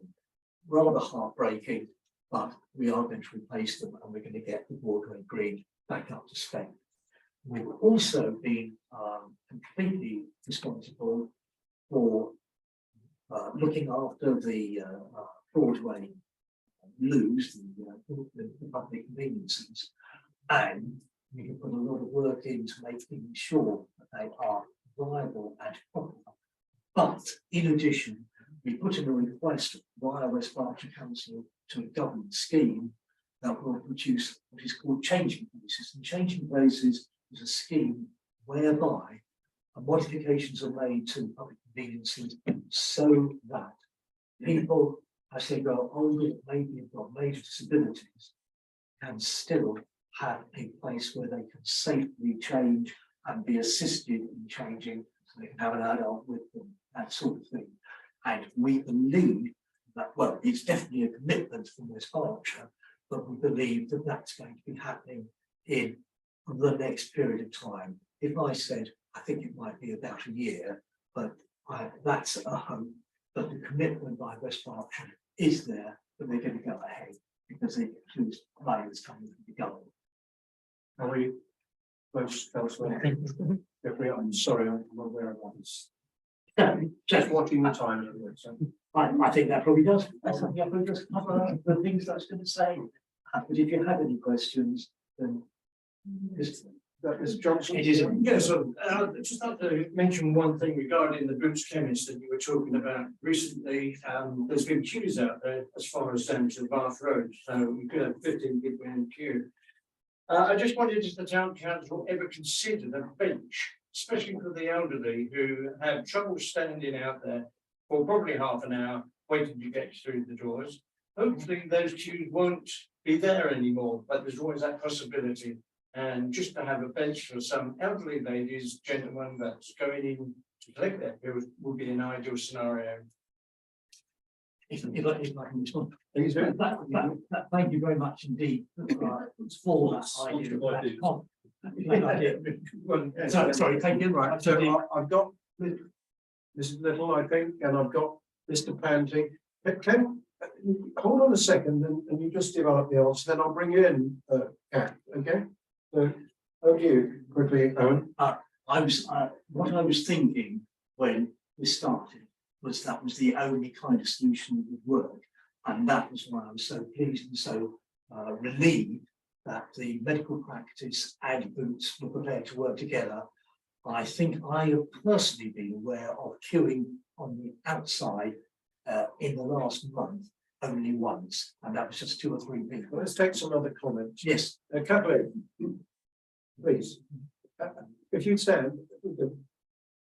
Well, it's to do with having some coverings. I've highlighted this once before, outside, because you will find some of the people with disabilities in buggies are queuing up along there. If it rains like it has today, people are getting soaked. Okay. And they're getting sicker before they're going in to get a prescription to make them better. I think the point. the plan is not to have the queuing at all, but can I take Graham Panting as well on this subject? Because you're right, it's a health hazard if you're out there in all weathers waiting to get a prescription for something else. Yeah. But the other part of it is, if they're queuing one way in the surgery, you're getting longer queues on outside. Right. Okay, let me take Graham Panting and then there's a Somebody's gentleman have to sort something. behind you. I get it. Graham Panting and then the gentleman on my right hand here, left hand side. Mr. Panting. Oh, is this on this subject, sir? About the. Okay, thank you. Sir, you want to come? Thank you. Please stand and perhaps say your name if you want to. David, local resident. Thank you. Many people who get back, put a coat on and umbrella.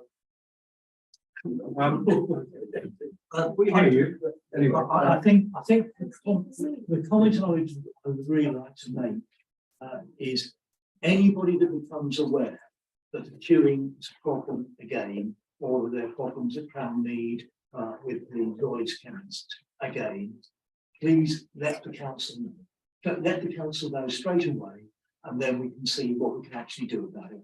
Because at the moment we've got good relations with the managers at Lloyd's. We have, at the moment, I believe we have a good relationship with the people running the medical practice and again with Boots as well. So I'm not aware that there have been queues or significant queues outside Boots or Crown Mead really in about well, possibly longer than that. Councillor Jeffrey, they are happening. They don't seem to be as long as they were. Perhaps we can go back Yes. and ask what's going right and what's maybe not going not going so right.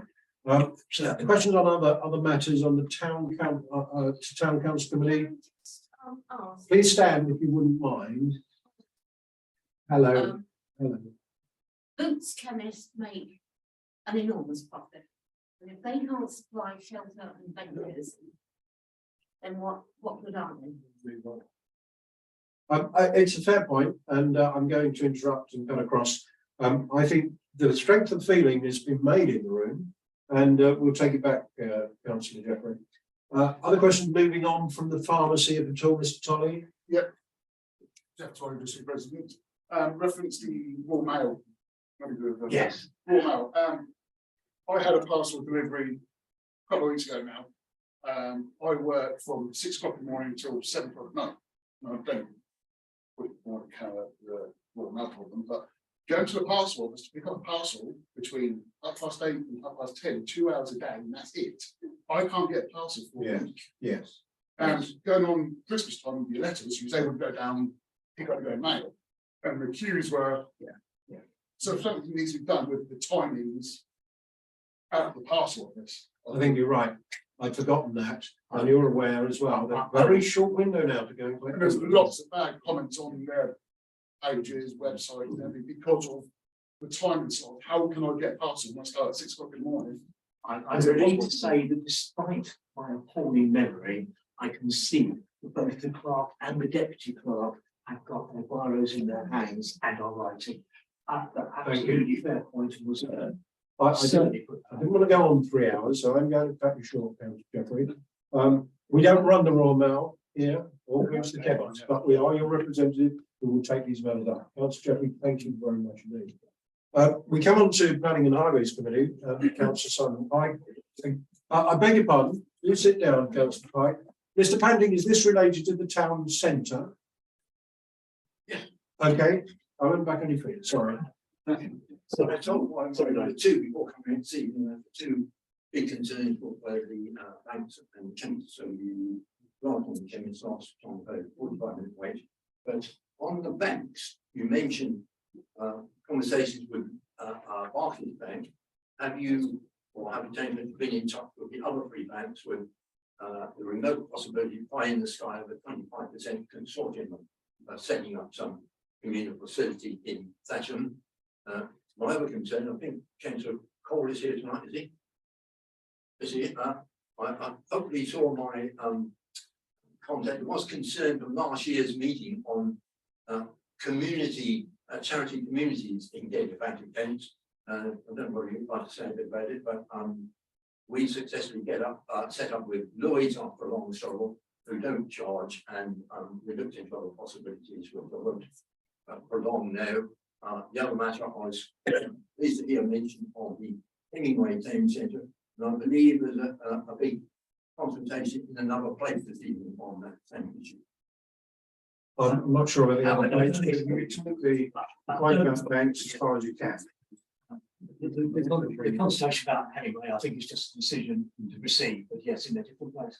The banks, Barclays approached us, and we were very pleased because they were indicating they wanted to put one of their mobile banks once a week or once every so often into the Broadway.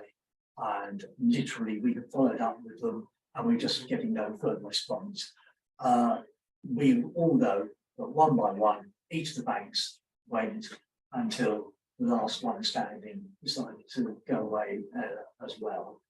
And there's not an awful lot that we can do to compel a bank to open a bank or keep a bank, but we had that contact with Barclays to see about having a mobile bank once every so often, and we have also looked at and would be very happy if we could have what we call a banking hub, which is where the four big banks actually each have, I don't know how they segment it, but they basically they'll all be the four of them sharing one set of premises. So maybe, for example, the Kingston Centre, maybe they would take one of those units and each of the four banks would be open for a day and a couple of days a week. But that's something which is a commercial decision by them, and it's not in our gift to compel them to do it. Okay, I must move on. Thank you again, Councillor Jeffrey. Councillor Pike. So, Planning and Highways Committee largely does what the party suggests. We meet every 3 weeks in order to follow the cycle for planning applications, and planning applications is our regular activity for every meeting. We probably about 10 in Thatcham every 3 weeks, of which we would consider about 3 or 4 in detail. The others are minor developments like garages, conservatories that we don't consider unless there are objections. But undoubtedly the biggest activity in the last year has been the draft local plan for the housing in West Berkshire for the next, or for the 15-year period up to 2039. And then what's called the Regulation 19 consultation took place in February largely. And it was a 6-week period. The documentation for that, I'm not exactly sure. I hear various reports between 10,000 and 20,000 pages of documentation associated with that plan. And we provided a response to that. which is currently being considered by West Berkshire Council. The previous consultation proposed a headline figure of 2,500 houses, of which half of those will be built in that next 15-17-year period. The latest proposal has a headline number of 1,500 houses, but all of those will be built in the next period. So it's actually an increase, and it's unclear what might happen beyond that. So that is something that will go to the Planning Inspectorate, and we will be represented again there. Another major activity has been a planning appeal for a gypsy and traveller site at Lawrence's Lane. That went to a public planning inquiry, and I represented the council with what's called a Rule 6 party for 6 days, plus an awful lot of preparation, in which I ended up being an expert witness on drainage for complicated reasons. The highways side, we respond to quite a few consultations that West Berkshire Council throw at us, often with short notice and often with only online responses, which is difficult. And we also deal with problems, reporting problems to West Berkshire Council when we know of them, and reporting them again when they're not addressed sometimes. We also finally are responsible for consultations on licensing, alcohol licensing and other licensing. And there have been a few cases, and the committee is not one of the major spenders of the council. We're responsible for grit bins, which hasn't been a major item of expenditure in the last few years. Thank you. Okay. Any questions for Simon? Mr. Johnson, Yeah, and then just a quick one. again. Potholes. Yes. You get them filled. Well, we report them, and they are filled from time to time, not as quickly as we'd like and not as durably as we'd like. For the avoidance of doubt, is not this town council responsible for the highways? Yeah. Okay. Yeah, so we do report them when we receive them. We occasionally have. We also respond to the council's consultations on its plan for highways, and it gave a list of roads that it was going to work on in the next 3 years, which would mean that I think that the road network will be addressed about once every century at current rates. So we live to see that, Kathleen. Yes, I just wanted to say thank you for the Lawrence's Lane part. I've been following you because I've been on the same meeting, but doing it via Zoom. Thank you very much for all that you've done on that. Yeah. So we were we're Rule 6 party. So the inquiry between West Berkshire Council and the appellants, the residents on the site, we were Rule 6 party, which gave us comparable status, but obviously we played a smaller role, particularly focusing on issues of relevance to residents of Thatcham and local knowledge. Thank you. Gentleman there, David, I think your name is. Yeah, thank you.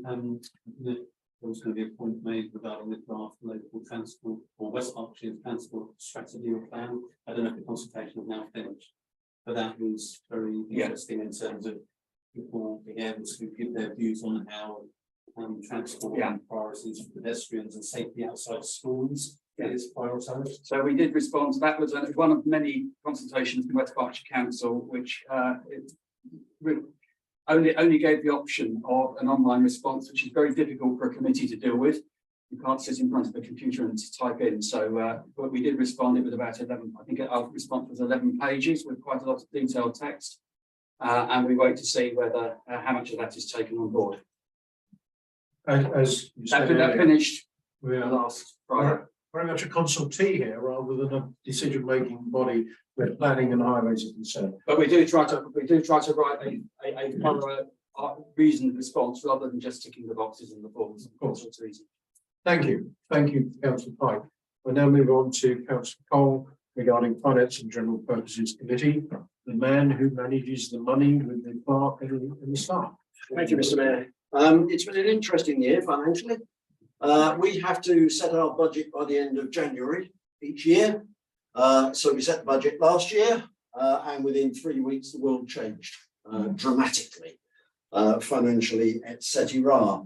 Therefore, in common with everyone in this room, every organisation, every household, we've been spending the last year juggling and prioritising the finances to be able to find the money to give to these gentlemen to spend on your behalf on the for things important to our town. I've managed to avoid being called Scrooge so far, And the consideration uppermost in our minds always is this value for money. It being the most boring subject in the world, I shan't go on, otherwise you'll all fall asleep. I'm happy to take questions. And he has stunned you into silence. Rather he's objecting. I would add, he's not been called Scrooge to his face. Okay. We have other reports here, such as grants subcommittee, where you are chairman, sir. I'm not going to ask you to introduce that. We have the grants that we've made, and I think it's fair to say from memory, it's something along the order of £14,000. I think we've given out this year. Just under 17, if you include the smaller grant scheme. Indeed. So 14 of the large grants and 3,000 of smaller grants, £250, might buy somebody a community organisation a tent, pop-up tent or something like that. So I'm very, very pleased with that.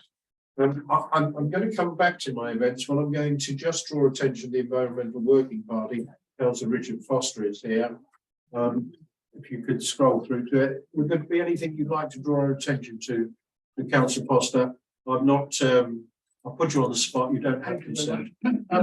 Well, I only to say, when I became a councillor 4 years ago, one of the first things that happened was that we declared an environmental emergency here, as did Westmorland Council. And I think the environmental agenda since then has only got worse. If you follow what's happening in the world, climate change is all happening quicker than anybody ever predicted. So what we've tried to do in that time is, first of all, to put our own house in order and to reduce our own carbon emissions in the council. But more importantly, I think, is to try and encourage the community to do what they can to reduce their carbon emissions. Sorry. Of course, but the fact is, sorry, the emissions are because we extract oil and coal from where they were for millions of years and burn them, put the carbon from that into the atmosphere. It's man-made. We're not trying to do anything against nature. Okay. I've got a question. Sorry. So the emphasis is on just trying to help everybody to work through what we have to do to reduce emissions on that. Thank you. Okay, thank you, Councillor Foster. I'm going to come back to the events committee. Trudy, if you'd like to bring it back on the screen.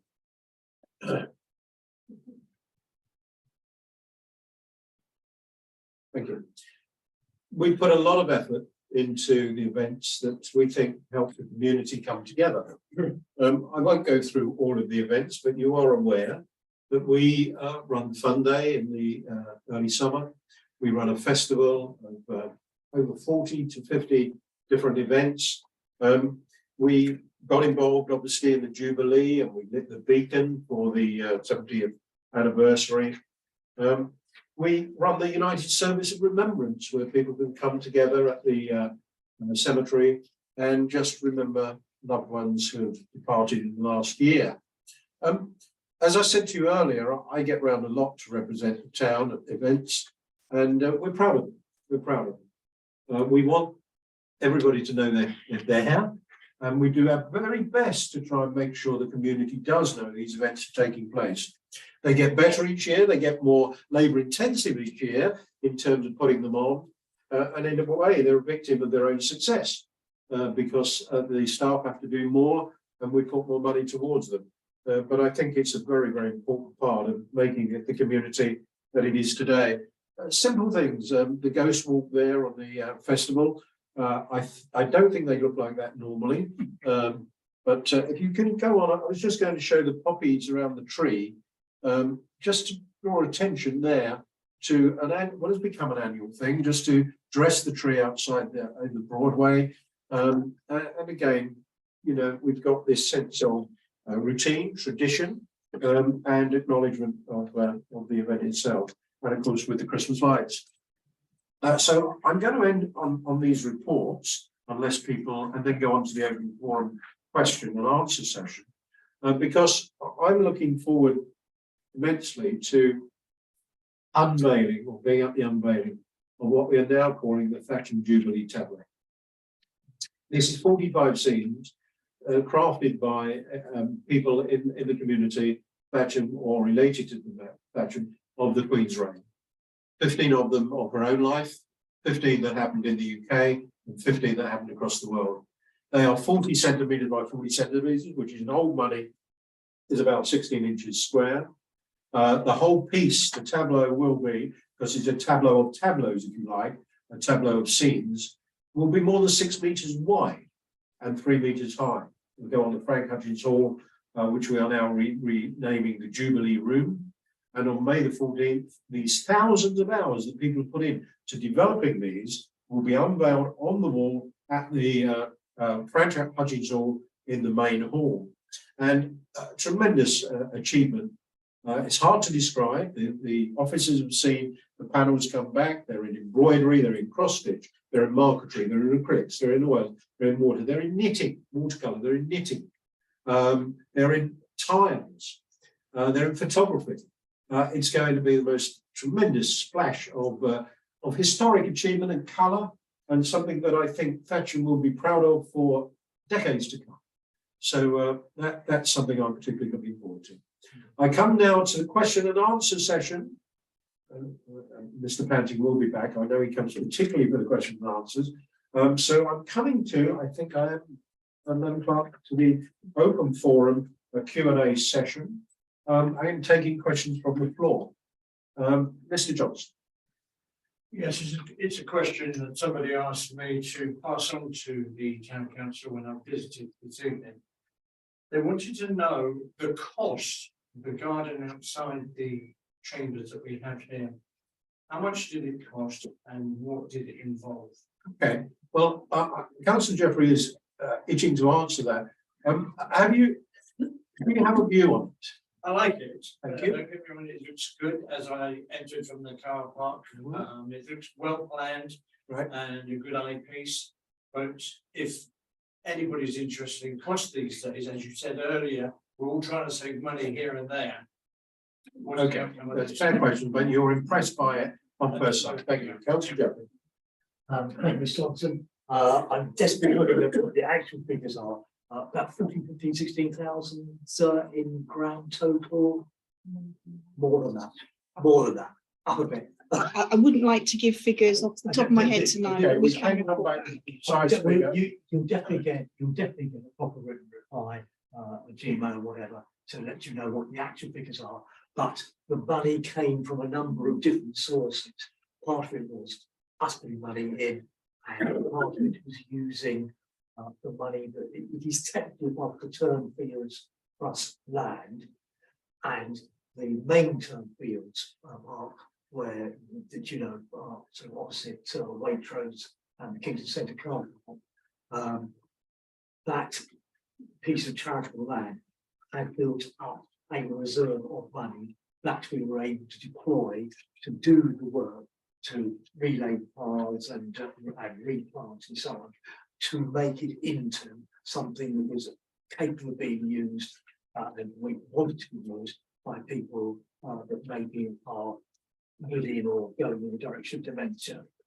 So that it's something quiet, relaxing, and they can just make use of it and enjoy it. And literally, it doesn't matter where people come from, if they're coming from the other end of the they're very, very welcome. So we can, hang on, Mr. Johnson, we can provide a figure, but I do want to stress this was not all the Thatcham residents' taxpayers' money. I do want to stress That's what I was that. going to come You to. got that? I'll bring you back in a second. Councillor Cole is Mr. Money. He's going to give us a bit of. Thank you, Mr. Mayor. The total figure was £17,284. I believe, and again, we will have to write to the person who raised the question. Something like £15,000 or £16,000 of that was the money that is generated by the endowments that Councillor Jeffrey has been talking about. The amount that the residents of Thatcham put into that out of the pocket and the money they give to the town council was a matter of 1,000 or so. The vast majority was through the the money that had been built up. But I'm sure the clerk will actually, A, will correct me if I'm wrong, and B, will give a fuller answer. Did you want to come back? Yeah, I'm quite happy with it. Thank you very much. And will you all tell people about it?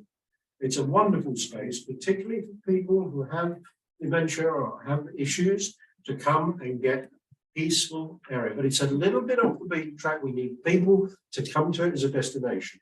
I was very proud to open it, and I'm proud of it. I think it's good value for money if it's £1,000 for the people of Thatcham, but we do need people to know of it and come and use it. Okay, other questions from the floor? I do have some questions that were sent in earlier by Mr. Panting. I'm not going to take this in the ordinary segment, but your number 2, Mr. Panting, I'm going to read out. How well are the interested members of the public contacted directly to attend special meetings and encouraged to give their views on major issues? And I understand this is something, did you want to add to that, or shall I just provide an answer to what I've read out, sir? Well, not really. I spoke to the deputy clerk earlier, and it's really, I suspect you don't have a great number of members of the public when you have your meetings on the development or bus surveys on important issues.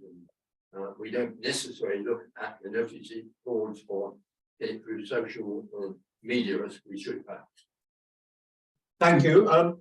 Yes, I did look at this, and I did talk to the clerk earlier, because we do have a newsletter, sir, that we put out in paper a couple of times a year to every household, and to every household that goes with upcoming meetings. We do use social media, and I particularly understand that I get very upset about digital exclusion. Though people don't use social media, and we expect them to know. And if anything, I'll say I think we've overdone it in our terms of trying to save money, and we should be more outward in terms of paper. The newsletter, as I say, is one aspect. Obviously, we'll put them on the notice boards, Mr. Panting, and you will have noticed. And again, there are people who can't use the facility, but all of our meetings now are on Zoom, which is an ability to get to look at the meeting remotely. Not everybody can use that, but it is another way we step forward to say, are our meetings accessible? And they are then on YouTube. So we're doing what we can. We have limited resource. People may not know, but I think there's only 10 staff and 8 full-time staff here. That is 8 full-time staff to help manage the council's activities for 28,000 people. It isn't practical to go door to door to tell them. It probably was 50, 60 years ago when we were a village, but we will continue to try our best, Mr. Panting, and any views, constructive views that people put forward to see how it will improve it, we are happy to listen to. So, sir, that was your first question. I'm aware of I do use Zoom occasionally. Well done. Good. Thank you.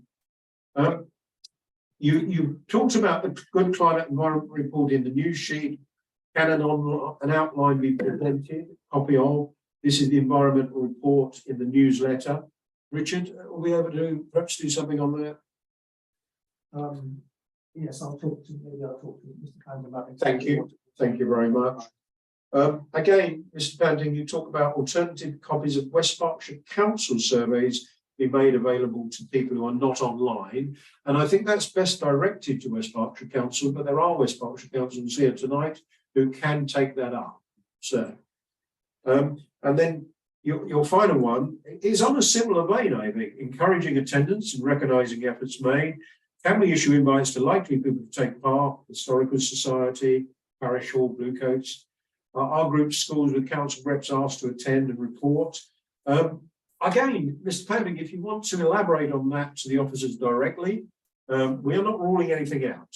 We do think we've increased attendance slowly, and we'll continue to do so. But is there anything, sir, you'd like to add to your general points? No, just to round it up quickly, I mean, I think tonight's attendance is certainly a step forward in the take-off from last year. and with presentations from a number of people, good representation from young people. I've got exactly what the second answer was, but I did hear Councillor Foster speaking on the environment strategy earlier in the year as far as I get. So we do sort of work together on that from time to time. And the last issue was getting to a more personal part, where we know that people are interested in specific issues like planning and like transport and that. And my request is not going around the doors or various suggesting them that, as I spoke to the deputy clerk again, if you get your wall change or if you have to miss it on the notice board, I do try and get this board, you don't happen to see the agenda on the library, then it would be good to say, oh, well, I've got a meeting, I'm not sure you're interested in this and that. So people can put their name forward to be alerted, red alert, if there's a meeting coming up short notice. Thank you for that, and I'll finish this point, if I may, that we set up a community engagement, so a communication body, which has got a report in your report tonight, and is run by Councillor Lillycroft this year. So your desires are ours. It's a question of what is achievable, but we won't stop looking at it. There are communication companies across the world who don't crack this, mighty companies that don't crack these things, and us in our small way will continue to try to do so. I just reminded that in concept in West Parks on surveys, etc. This is a new point. Many people I spoke to in the library don't complete surveys because on the last one, for example, there was no closing date and there was no contact to put them in. This was West Parks Central. I don't know who paid for that one, but I'm in contact. I think they know me at West Parks Central, so I'm trying to get an alternative, you rightly said, to the digital alternative, so that they don't miss out on people. People I know who are quite well informed, or I haven't seen the survey, or when did it have to be in. So I suspect that they suffered West Parks from a lower percentage of responses than they would do it if they provided copies for other people. With the local plan, for example, you could only see the plans by going into West Parks Council. Okay. I'm not going to open that up. I know these council are quite itching to sort of try and come back to you on that. One thing I think is missing, and we will continue to press for it, Mr. Panting, at West Berkshire Council, is the idea of testing these things properly. Playing secret shopper, or whatever you might call it, do the survey before you launch it, and use people to do what I can remember being user acceptance testing in the old IT DP data processing days, that says we tested this to destruction before we allow the public at it. That seems to be missing to me, and something I'll continue to press for. Other questions, sir? Yeah. lot of conversation this evening about environment, sustainability, pollution, a lot of great volunteer work by lots of different groups, and talk about how the town could be improved, increasing the attractiveness for people to stop and use the town. No one's mentioned an opportunity here, which I mentioned before, which is to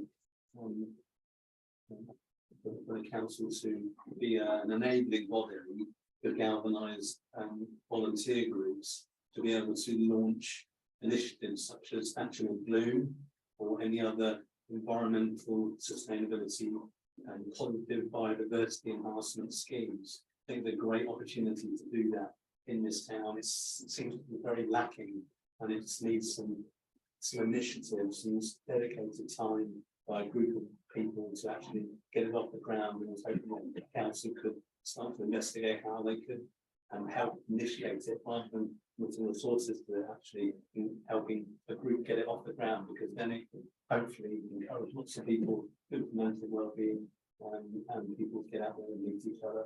There's lots of people in this town who could actually contribute and do different schemes, help improve biodiversity, but it needs an initiative. Thank you for that. And in many ways, that is what councils are doing these days. They're facilitating, and they're working with communities, volunteer groups to achieve more.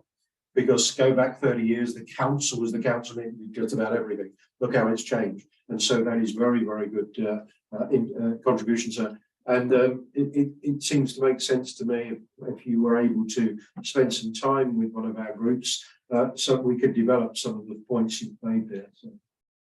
Okay, we're 2 hours in, and I think I might wrap the meeting now. Otherwise, or if you do want to go for the full 3 hours, well, you know, I'm happy to start again shortly. But you finished it this time. What I'm going to do is thank you all for your attendance, the councillors, the chairman, the staff who worked very hard on this. This has been in preparation and planning for several weeks now, and this is not a small document put together as a record of what your town has been doing, your council has been doing in the last year. It was nice to see so many people here tonight. This is normally held in the parish hall, but at the moment the parish hall is having some substantial electrical works remedied there, and I think they may be closed till, you know, probably late May, early June. So thank you for coming here. Safe journey home. I'm not hearing the rain, so maybe the rain's held on. Unless there are any final points I've missed, I am going to call the meeting to a close. Thank you very much indeed.